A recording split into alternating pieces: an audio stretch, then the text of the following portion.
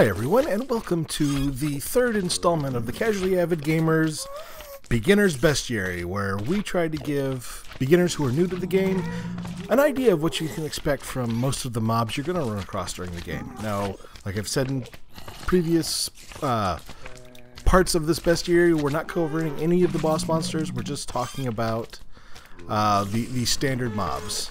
Now, we've covered a lot, and this is going to be our last installment. And today we are going to be talking about mobs you run across in the Nether. Well, almost solely mobs you run across in the Nether. There's one other mob we're going to talk about, this little guy right there hopping around, who he's not in the Nether, he's actually found underwater near sunken temples. And as a matter of fact, as we get started, why don't we deal with him first?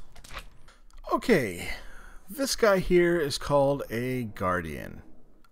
He lives mostly in areas in and around sunken temples. I think they're called underwater temples or something like that.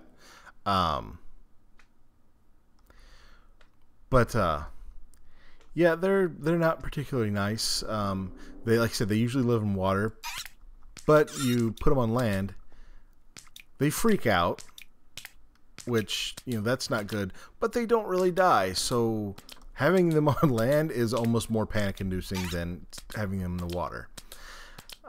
So these guys make going into those temples something that you usually don't want to do until late game, because you need like a potion to breathe underwater, and you need depth strider boots so you can actually move around fast enough to do anything.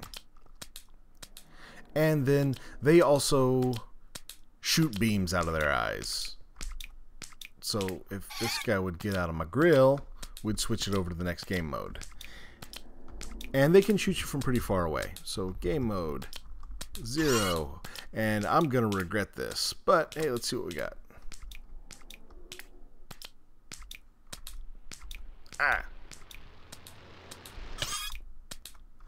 It takes a while, but it does a not insignificant amount of damage.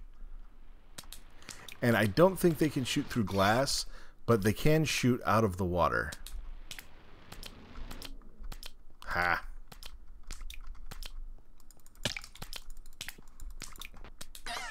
Ah. Wow, they're actually... Oh, and they also have... There's a spell called Thorns. And basically what that means is that anytime somebody hits you, they take a little bit of damage as well. Which, you know, that's fine. Raw fish. Boy. Let's eat it. Ah! Didn't mean to do that. Come here. Okay. Whew. Okay, so if we... So... Basically, these guys can actually, they can live out of water. They can fire their laser blast dealies out of the water as well.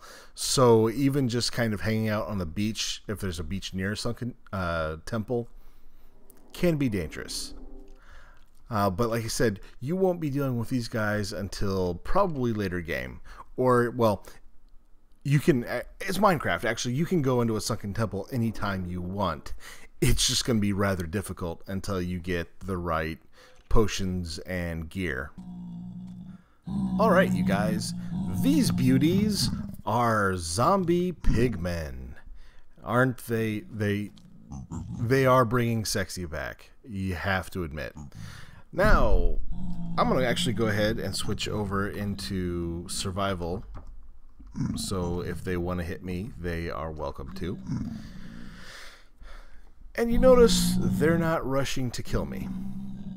Oh, and actually, I should have started off with something. We're now in the portion of the show where we talk about the enemies that you will find in the Nether. Only very rarely will you see a zombie pigman in the regular world, but they are all over the Nether. The Nether has zombie pigmen like the real world has squirrels. And so here, you notice that they're not eviscerating me. And one important thing to know about zombie pigmen is they hit hard. They do a lot of damage. They are a pretty tough customer. You can easily manage one in a fight, but if you're going to try to fight a whole group of them, that's going to take some preparation and a lot of skill. But like I said, they're not fighting me right now. Like, even if I look at them, you know, Endermen, they didn't care about you unless you looked them in the eye. Grrr. Rah. And he's just like, get out of my face. So yeah, look, they don't care. They don't care at all. So here's the trick with zombie pigmen. If you hit one, every single zombie pigman in the area is going to go nuts, and they're all coming after you. So it's not like you can just pick off one and then collect his drops and then go pick off the others, because once you start hitting one, they all come for you. And I'll show you that in a second, because it'd be kind of fun to watch. So they drop things. Well, one thing they drop is golden nuggets. They also drop golden armor and golden swords. You see they all have golden swords. Golden tools, golden armor, golden weapons in this game are pretty useless. Just don't bother with them. But the golden nuggets can be combined to make gold ingots. So if you're not having much luck finding gold as you mine, zombie pigmen can be another source for it, although it does take a little work. So let's say you hit one. Let's see what happens. And by the way, I mean hit, I mean like if you throw a snowball at one, they will aggro. Or if I think even if like you throw an egg, they will get very upset. So let's just say I don't like your face. I say rah. See what I mean?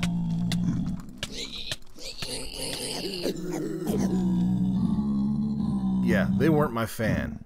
And that's what happens. Like, they all get angry, they all come after you. And any zombie pigman that wanders into the area while they're angry and coming after you, he's going to get angry too. So, you fight one, you fight them all. So let's respawn. And I don't know if their anger sticks around after... Oh, yeah, it does. They're still mad at me. So if I wanted to run over there and pick up my stuff, that would be kind of tough. So killing these guys can be kind of difficult. And I recommend not doing it. If you want to farm gold, you can build contraptions that, you know, will make them spawn in the overworld, and then they'll step off a cliff and fall to their death, and you can pick up their drops that way. Fighting them, the only real point to it is if you're doing it for fun. If you want a challenge and you want to, you know, put on your best suit of armor and get your best weapon and get, you know, your potion of strength and potion of regeneration and see if you can go to war with a big old group of these guys, do it. It can be a lot of fun. But just in, you know, moving around in like day to day, yeah, don't mess with these guys. This is a Magma Cube. This is the Nether's version of a slime. There are a couple of differences. Well, obviously the skin is quite a bit different. But as you can see, they jump a lot higher. They jump a lot higher. But they work like the slime in that there are 3 sizes. The bigger ones are the more dangerous ones. I don't remember if the tiny ones do damage or if they're like the tiny slimes and they don't do any. We'll find that out here in a second. But basically, these are the, like I said, the Nether version of slimes. They drop useful stuff, but they're also fairly rare. You know, and that's, so if you see one, kill it, pick up its drops, because they'll be useful, and you'll never see enough of these guys, really. So I'm actually going to drop into survival mode, and we'll see how I do against him. Oh, and they're coming. He's coming for me. He's angry. Oh, I think his attack's like a death from above type thing. Oh, there's that guy. Let's see. You boys do damage? No, you don't. They hop. Oh, that's cute. You gotta admit that's really cute. Man, they can hop though. Well, anyway, so we just butcher the tiny ones too, and they drop. What's this called? Magma cream, which is important to make like potions of fire resistance, which are actually very useful potions to have in the Nether. This bad boy is a Ghast, and if there is one mob in this game that I like less than creepers, it's Ghasts. Again, they only appear in the Nether, and when they're not angry, they just sit on the ground, they have their eyes closed, and that's fine. But one of the many things I dislike about these guys is they have the creepiest sounds. Like they sound like almost a horrible, scary, evil demon baby making demon baby cooing noises, which I think that might be what they were going for. And the other trick with these guys is they only shoot ranged attacks. They shoot these exploding fireballs at you. And in the Nether, that's bad because those explosions can damage netherrack, which means they can damage a lot of real estate, and they set things on fire, which netherrack is something that once it's set on fire, it never burns out. So